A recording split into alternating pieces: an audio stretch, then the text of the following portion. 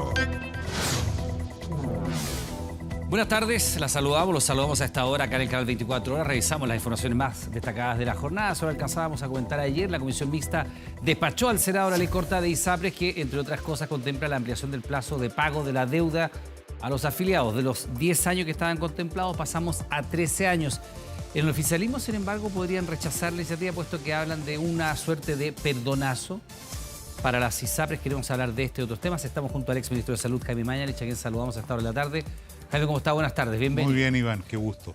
Partamos por lo primero.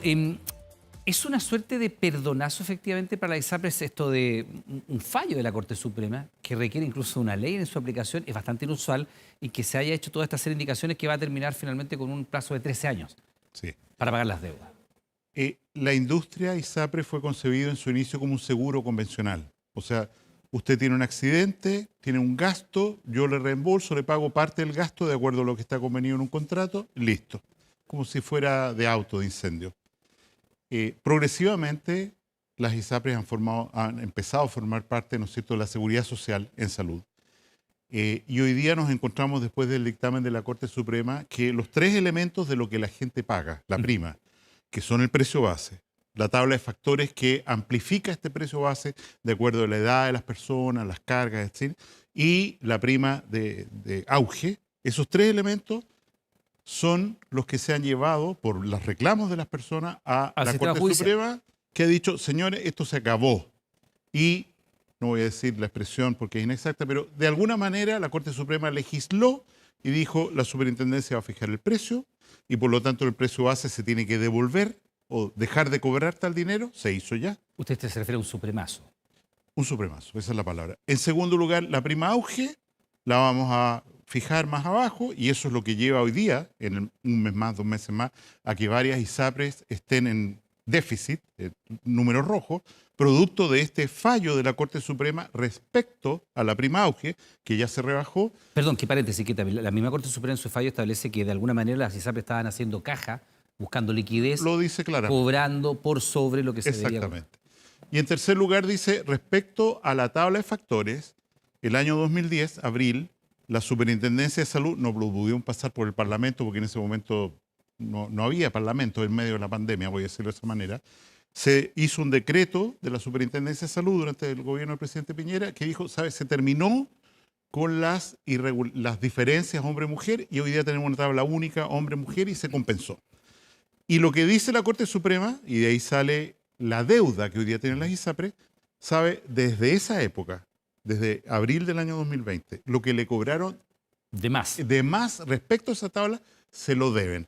Y la Corte Suprema dice, se lo debe entregar a usted, ¿no es cierto?, como un excedente, vale decir, como una cuenta a nombre de usted, Iván, para que usted la use. No en prestaciones, no en bonos, en dinero. No, como excedente, que quiere decir, como la ley que yo firmé en realidad, esos excedentes tienen un plazo máximo hasta 1 año y medio para transformarse en efectivo. Pero por eso, no me lo pueden devolver como bonos. No me lo pueden devolver. Hasta ahora no se podía. Y lo que le dice, ¿no es cierto?, este dinero es suyo, la Corte Suprema. ¿Qué es lo que hace el gobierno en este tema? Dice, ¿sabe? Este excedente es suyo. Está en UF y... Es este el valor.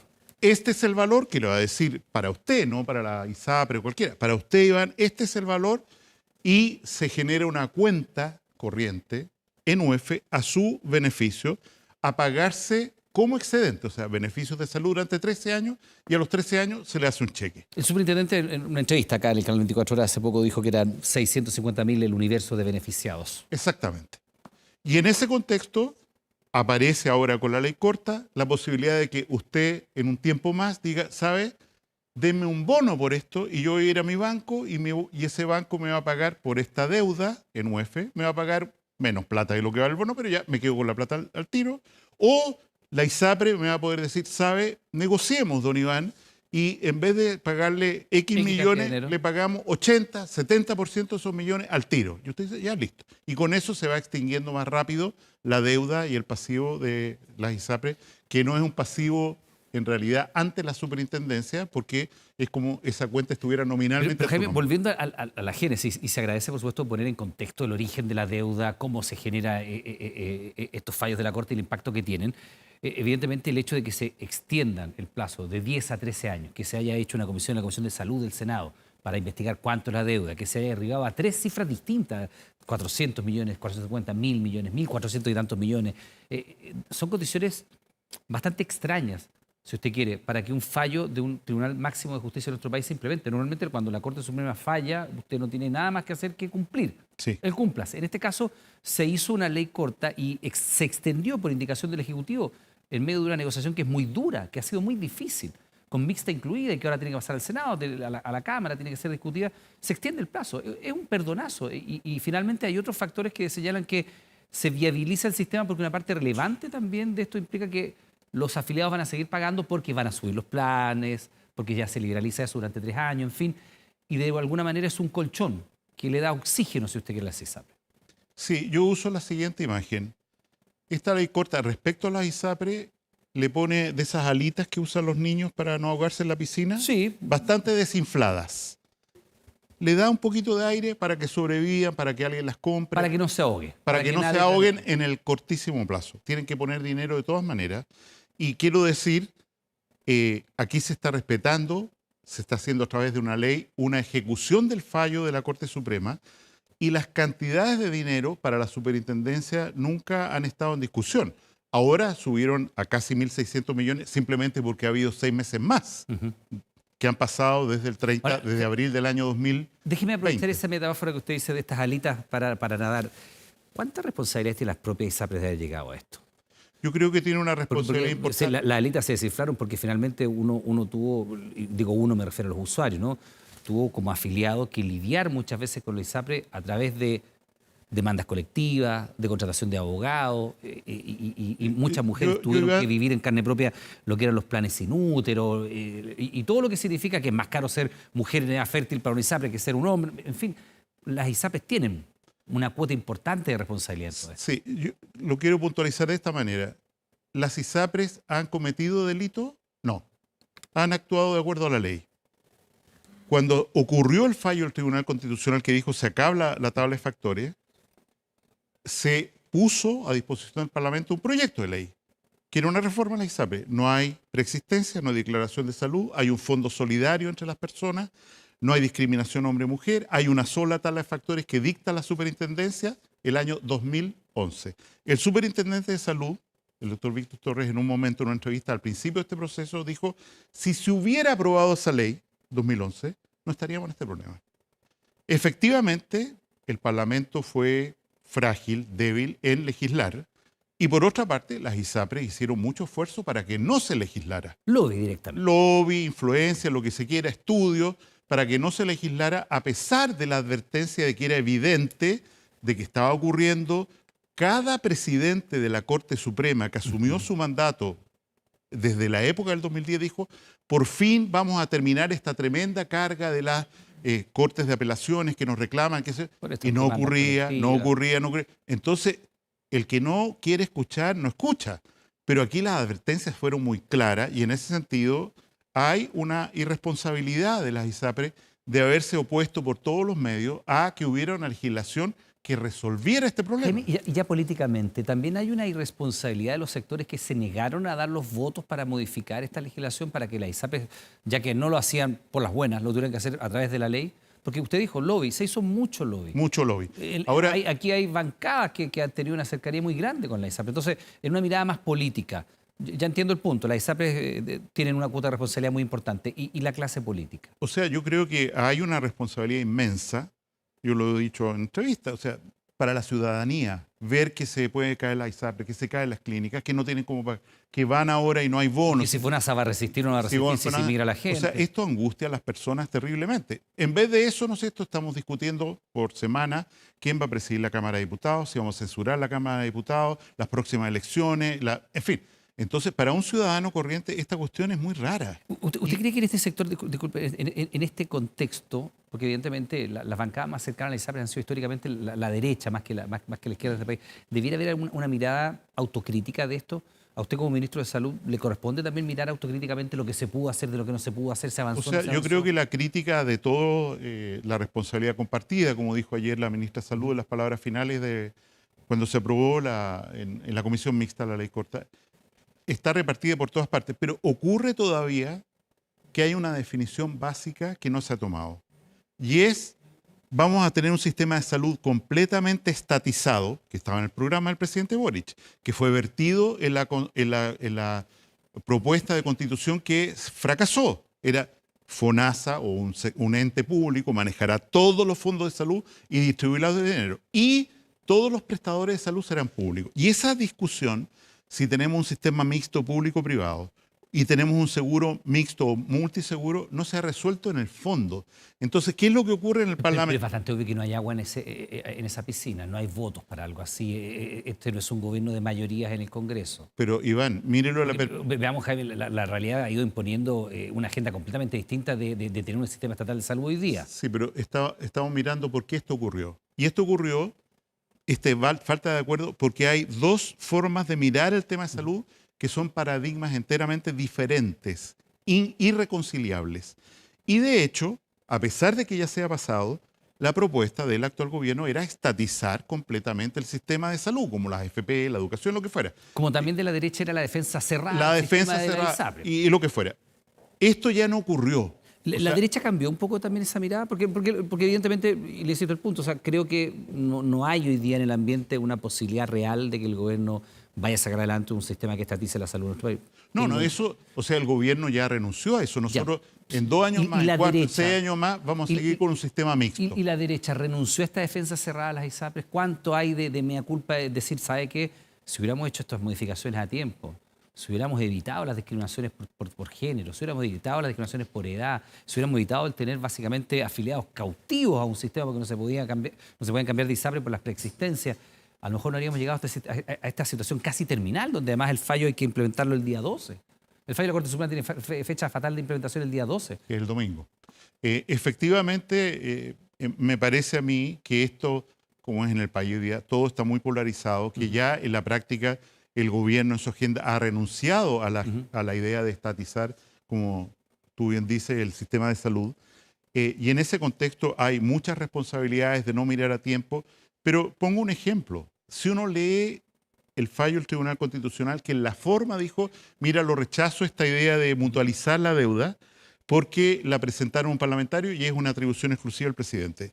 O la fe en lo que fuera. Si uno lee el dictamen de la Corte Suprema y lo que dice el Tribunal Constitucional, en realidad no había posibilidad. Si a usted tiene un derecho de que le devuelvan 5 millones de pesos, eso es palabra final. Y no hay manera. Es un fallo del máximo tribunal del país. Pues. Y es a usted. No es a la ISAPRE o a Médica que se le arregle para devolver X millones. No, es a usted le corresponde este beneficio. Y si hubiera ocurrido que en el trámite de la ley corta se discutiera el lunes de nuevo, no lo sé, que dice, no, a don Iván le vamos a quitar, de los 5 millones que le debemos, le vamos a quitar 3. Usted va a ir a la Corte de nuevo y la Corte le va a dar la razón y le van a dar los 5 millones que le corresponden, porque eso ya es cosa juzgada. Jaime, en este escenario, ¿cómo está quedando este proyecto que salió de la Comisión Mixta finalmente? ¿Existe todavía este fantasma que ha rondado a un par de ISAPRES, sino a todo el sistema? Usted mismo acá alguna vez nos dijo la quiebra es inminente, lo dijo con esas palabras, recuerdo una entrevista en este mismo espacio. Hoy día estas ISAPRES, y hay dos a las cuales se ha mirado con bastante atención, Banmédica y Cruz Blanca en lo particular, más allá del sistema en lo general. ¿Hay riesgo de quiebra todavía? Con esta ley, si se aprueban las condiciones que está, con 13 años y todo Sí. lo que ya hemos hablado.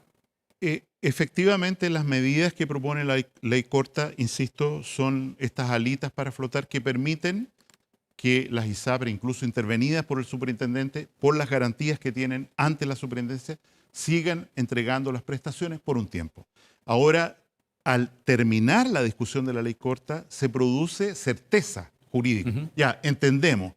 Y lo que quiero decir con esto es que es posible que una ISAPRE entre en falencia, pero esa ISAPRE va a ser comprada por una compañía de seguros sin ninguna duda. ¿Cuál de las ISAPRES que hoy día están en el sistema es la que está más en riesgo? Yo, para decirlo sinceramente, independiente que el superintendente mostró unos Excel diciendo, mira, de un mes, a mí me parece que promulgada, o sea, aprobada la ley corta en el Parlamento el día lunes, ninguna está en un riesgo inminente. No hay quiebra de ISAPRES. Yo no lo veo posible en el cercano plazo. O sea, creo que va a haber capitalizaciones, que va a haber manejos, que va a haber... ¿Y en cambios fin, de propiedades? Porque también se ha eso dicho... es perfectamente posible. O sea, nosotros tenemos al lado de las ISAPRES, compañías de seguros de vida, salud, que han crecido enormemente. Hay 9 millones de personas en Chile aseguradas en compañías de seguros complementarios, que van a ver estas compañías de seguro con mucho interés adquirir ISAPRES. Al revés de lo que ocurrió con las ISAPRES, que vieron con mucho interés comprar o tener sus propias compañías de seguro. O sea, es un movimiento en los dos, con un flujo en los dos sentidos. Y en ese sentido, en esa línea, digo, a mí me parece altamente probable que haya un interés por adquirir la ISAPRE o las carteras que las ISAPRES tienen y mantener esta actividad. Jaime, en el último tiempo, y a propósito de aquello, ha crecido mucho una tendencia en población bastante joven también de migrar del sistema privado de salud, porque es muy caro, porque finalmente las prestaciones son inciertas, porque FONASA hoy día tiene prestaciones similares y muchos están optando por ir a FONASA y tener un seguro complementario, que es una modalidad que también es muy plausible. ¿FONASA sigue resistiendo esta migración del mundo privado al público? Se lo pregunto que hoy día debe ser 80-20 más o menos, 80% de la población está en FONASA aproximadamente, más de 80. y un poquito más probablemente. 13% está en ISAPRE, Ya. Fuerza Armada un Ahí- poco, ahí ya tiene usted. redondeemos. O sea, en la práctica tenemos un FONASA universal, salvo una excepción de la población. La pregunta es esta.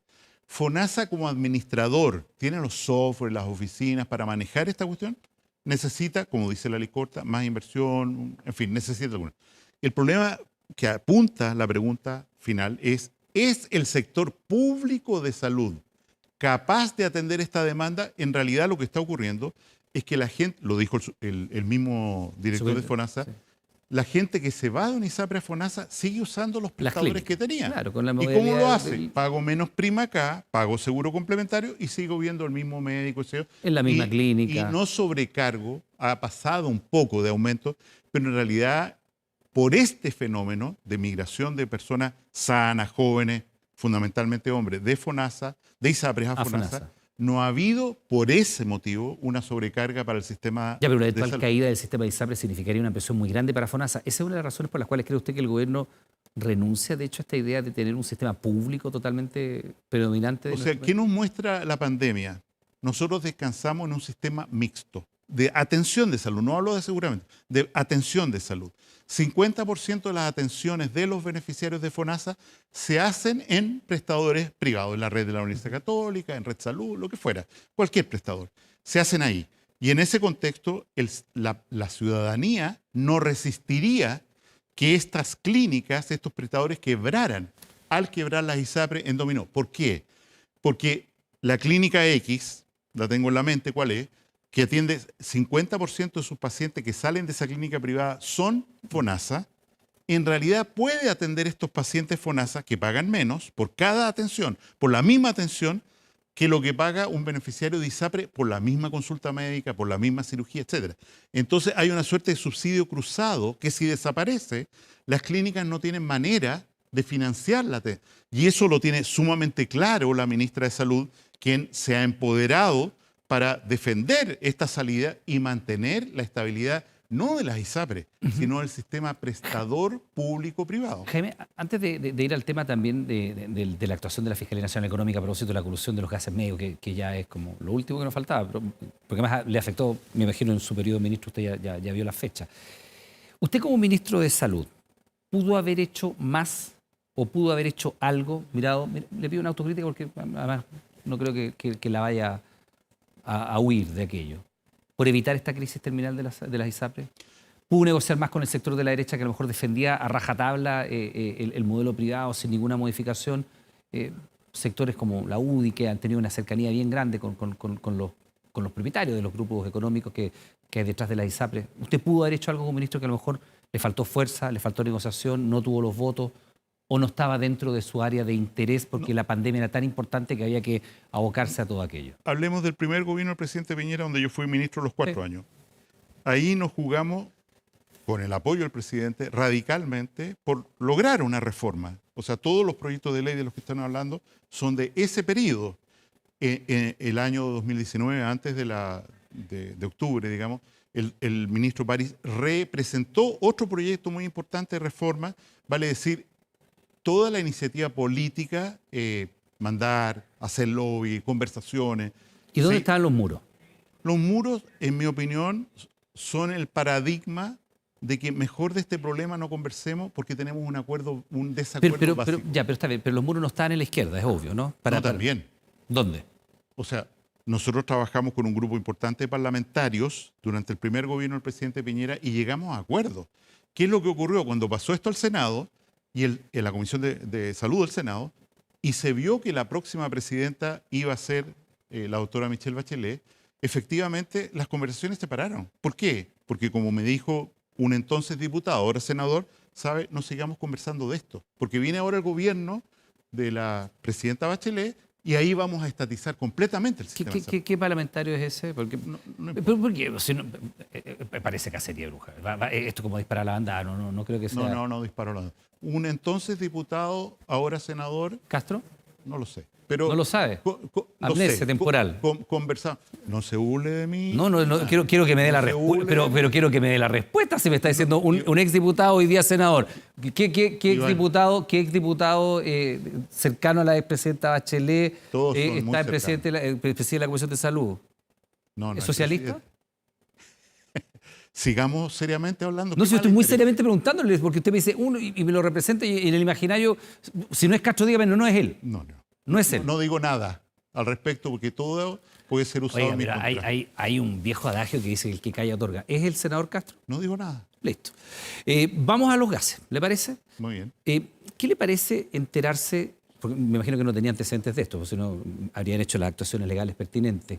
Que dos empresas con posición dominante de mercado, Indura y Linde, se coluden para repartirse el mercado de los gases medicinales y no lo hacen en un momento cualquiera, lo hacen en plena pandemia, lo cual significa sobreprecios, significa renunciar a la competencia, significa que cuando el sistema sanitario estaban literalmente exponiendo su vida para salvar vida, había otros que se arreglaban en un café para repartirse el mercado de los gases medicinales como si fuera una torta, este pedazo para ti, este pedazo para mí, y seguimos ganando todo, incluso más porque le vamos a poner un precio más alto. O sea, es extraordinariamente doloroso. Hay 4 empresas en Chile que producen gases. Nosotros, los hospitales, no dan para tener una planta propia de producción de óxido nítrico, de oxígeno, que es el más importante, y por lo tanto, o bien se cargan balones, cilindros grandes, que se van al lado de la cama del enfermo, o en los grandes hospitales hay esos tremendos balones donde están los nombres de estas empresas en esos balones. Los va echando, están ahí. Y se cargan, digamos, con oxígeno, que es el más importante. Aquí se produjo una situación en la cual contar o no contar con oxígeno hacía la diferencia entre vivir o morir. Era vital y estaba Vital. en la pandemia. O sea, es la vida o la muerte. Yo tengo una neumonía por COVID, el oxígeno no me entra en la sangre, me muero a menos que me pongan oxígeno o un respirador o lo que fuera. O sea, de vida o muerte. Los contratos de los servicios de salud y sobre todo los hospitales que son directos, en general tienen un periodo bastante... No es licitación, es trato directo. No, la mayoría son licitaciones. Ya. Y de hecho, ¿no es cierto?, en los 2 ejemplos que menciona la Fiscalía Nacional Económica, uno del Hospital Félix Bulnes, en la comuna de Cerro Navia, que nosotros lo aceleramos en su partida a abril del año 2020 por la pandemia. Sí, claro. Y entonces ellos fueron y licitaron una prestación que al antiguo Hospital Félix Bulnes pertenecía a una empresa, Indura, aquí digo el nombre, y lo ganó en esta licitación otra empresa, Linde. Son las 2 que acusa la Fiscalía. Exacto, y Linde lo puso en precio. Entonces el Hospital Félix Bulnes, listo. Como dice la investigación de la Fiscalía, Linde le manda una carta presionada por la otra empresa, le dice: ¿sabe, señores Hospital Félix Bulnes? No podemos cumplir con lo que le hemos ofrecido, así que olvídense de nosotros, y se le entrega entonces por trato directo a quien queda, que es Indura, porque así se habían repartido el mercado, o sea, el Hospital Félix Bulnes. Y el otro, el Hospital de Quellón, que también era una licitación, la manipularon en el sentido de que no hubiera licitación y se la dieron a una de estas empresas. Gravísimo. Es cierto que la colusión de los gases afecta fundamental, el 10% del mercado de estas empresas es salud, gases medicinales. Pero la crueldad que significa, y yo recuerdo en la posta central que decidimos ampliarla y convertirla en una gran unidad de tratamiento intensivo, tuvimos que poner otro balón y rellenarlo varias veces al día, de estos estanques gigantescos en la calle, rellenarlo 2 veces al día. Y la pelea para que no nos subieran el precio fue dramática. ¿Y era esa pelea con estas 2 compañías? era fundamentalmente Indura, la que más soporta. Jaime, le pregunto, bueno, porque yo me recuerdo lo duro que fue todo ese momento. Usted hizo incluso una conferencia de prensa alguna vez antes del primer lockdown grande, donde dio las cifras. Tuvimos una entrevista aquí también un poco difícil en ese minuto, lo recuerdo claramente, porque usted decía, ponía una perspectiva de las cantidades de personas que iban a morir y la cantidad de personas que iban a estar en riesgo vital y de cómo esto iba a cambiar completamente la vida y cómo la habíamos conocido antes y después. ¿Esta decisión puso en riesgo la vida de personas? ¿Esta colusión? No me atrevo a asegurarlo, Iván, con entera sinceridad, porque yo... Porque usted me acaba de decir que tenían peleas enormes para que no le subieran los precios. Claro, y si el Estado no tenía capacidad de pago. Y el argumento bueno, el Estado en la pandemia aumentó el presupuesto de salud en 1,5 millones. Pero por eso, millones ¿y si de el dólares? Estado O sea, no es hubiera mucho tenido dinero. esa capacidad? Bueno, es lo que pasó en España, en Italia, en otros países. Por eso se más podría, cercanos, donde la gente se... Pero se está jugando con la vida de las personas, ¿no? Por eso es moralmente, a pesar de que esta sea una porción pequeña, moralmente tan grave lo que ocurrió. Cuando uno lee el informe dice espantado. O sea, esta gente se reúne y hay que, no recuerdo la cita exacta, pero está en el informe, hay que tratarlos con crueldad, con dureza, ¿no es cierto? Al vendedor que no hace el contrato hay que echarlo inmediatamente. O sea, realmente como con un ojo tapado. Y en ese sentido, yo creo que lo que ha ocurrido, bien, 32 millones, 31 millones de dólares de multa, beneficio fiscal, pero yo creo que, como ha pedido la propia ministra de Salud, aquí se requiere una investigación penal, porque esto es gravísimo. Nosotros tenemos terremotos, maremotos, inundaciones, incendios, tenemos catástrofes. Entonces, si cada una de estas oportunidades va a ser usada por un especulador para jugar con la vida de las personas, estamos en un problema estructural. No se deja entrar a los competidores pequeños al mercado, se mantiene esta estructura pseudo-monopólica y por eso mi opinión es que esto, independiente que haya a lo mejor más lugares de salud que los dos que indica la Fiscalía Nacional Económica y que he mencionado, el Hospital Félix Bulnes y el Hospital de Quillón, yo creo que esto hay que ampliar la investigación, ir a terreno y hacer una persecución penal de los ejecutivos y tal vez de la empresa.